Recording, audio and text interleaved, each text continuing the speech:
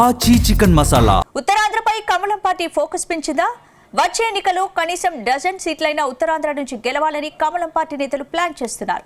ముఖ్యంగా ఆంధ్ర ఒడిశా సరిహద్దులో ఉన్న ఓ టీడీపీ నియోజకవర్గంపై కాషాయ పెద్దలు కన్నుపడిందా? అయితే అక్కడ టీడీపీకి హ్యాట్రిక్ విజయాలు ఉన్నప్పటికీ కమలం పార్టీ పెద్దలు ఆ సీటుపైనే ఎందుకు కన్నేశారు? దీని వెనుక పెద్ద వ్యూహమే ఉందన్న టాక్ వినిపిస్తోందా?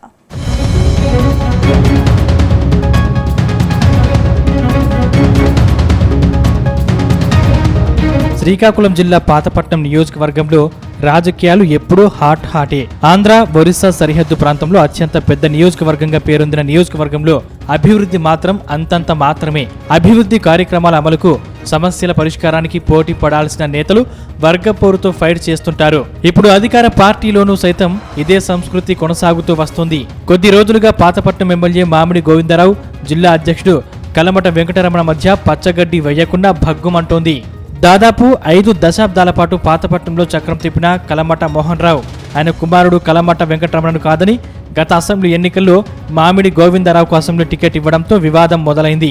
కానీ ఇప్పుడు ఈ అసెంబ్లీ సీటుపై కమలం పార్టీ కూడా ఆశలు పెంచుకోవడం, వచ్చే ఎన్నికల్లో ఈ సీటును తాము తీసుకునేందుకు ప్రయత్నాలు చేస్తుండటంతో రాజకీయం హాట్ టాపిక్గా మారింది.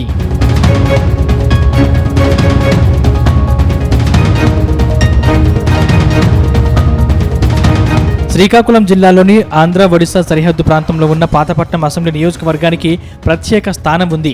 ఈ నియోజకవర్గం 5 మండలాన్ని కలిపి అతిపెద్ద నియోజకవర్గంగా గుర్తింపు సాధించింది. గత అసెంబ్లీ ఎన్నికల్లో కూటమి పార్టీ అభ్యర్థిగా మామిడి గోవిందరావు గెలిచారు. దీంతో 5 దశాబ్దాలుగా నియోజకవర్గంలో చక్రం తిప్పి 7 సార్లు గెలిచిన తండ్రి కుమారులు కలమట మోహన్ రావు, కలమట వెంకటరమణలకు గట్టి ఎదురుదెబ్బ తగిలినట్టయింది. అయితే ఎన్నికల సమయంలో కలమట వెంకటరమణకు నచ్చజెప్పి టీడీపీ జిల్లా పార్టీ అధ్యక్ష పదవిని చంద్రబాబు కట్టబెట్టారు. కానీ ఎమ్మెల్యే గోవిందరావు అనుచరుల తప్పిదాలను కలమట వెంకటరమణ ప్రత్యక్షంగా ఎత్తి చూపి ఇరుక్కున పెట్టే ప్రయత్నం చేస్తున్నారు.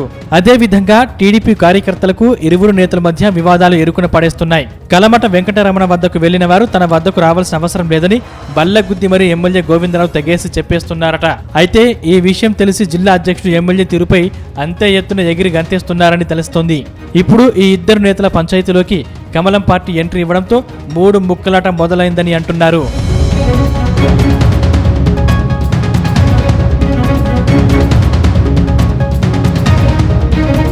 గత అసెంబ్లీ ఎన్నికల్లో మొదటిసారిగా శ్రీకాకుళం జిల్లాలో కాషాయ పార్టీ ఖాతా తెరిచింది. తొలిసారి విశాఖ జిల్లాను దాటి శ్రీకాకుళం జిల్లాలో జెండా పాతింది.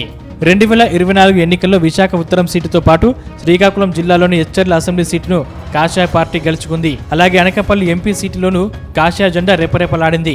ఈ నేపథ్యంలో వచ్చే ఎన్నికలపై కమలం పార్టీ ఇప్పటి నుంచే కసరత్తు చేస్తోంది. వచ్చే ఎన్నికల నాటికి ఉత్తరాంధ్రలోని 3 ఉమ్మడి జిల్లాల్లో తలా 2 అసెంబ్లీ సీట్లలో అయినా పోటీకి దిగాలని డిసైడ్ అయ్యారని తెలుస్తోంది. అందులో భాగంగా ఇప్పటికే శ్రీకాకుళం జిల్లాలో హెచ్ఆర్ల సీటుతో పాటు మరో కొత్త సీటుని కూడా బీజేపీ సెలెక్ట్ చేసుకుందని అంటున్నారు. ఆ సీటే పాతపట్నం అని చెబుతున్నారు. ఇక్కడ తెలుగుదేశం పార్టీ సిట్టింగ్ ఎమ్మెల్యే ఉన్నారు. గతంలో అనేక సార్లు టీడీపీ గెలిచిన సీటు ఇది. అలాగే వైసీపీ కూడా 2014, 2019 ఎన్నికల్లో 2 సార్లు ఇక్కడి నుంచి గెలిచింది.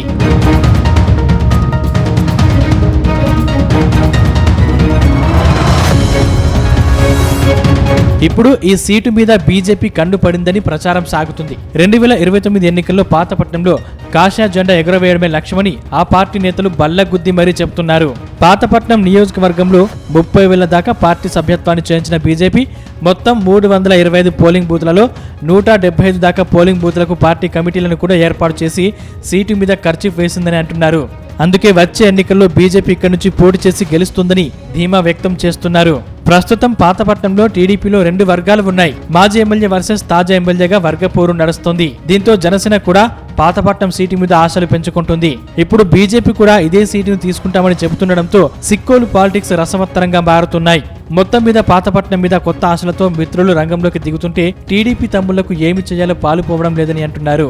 2029 ఎన్నికల నాటికి ఈ సీటు కోసం 3 పార్టీలు పట్టుబట్టే అవకాశం ఉంది. అయితే జిల్లాకు 2 సీట్లు వంతున బీజేపీ ఖచ్చితంగా పట్టుబట్టి అడిగి ఈ సీటును దక్కించుకుంటుందని కాషాయ నేతలు ధీమాతో ఉన్నారు.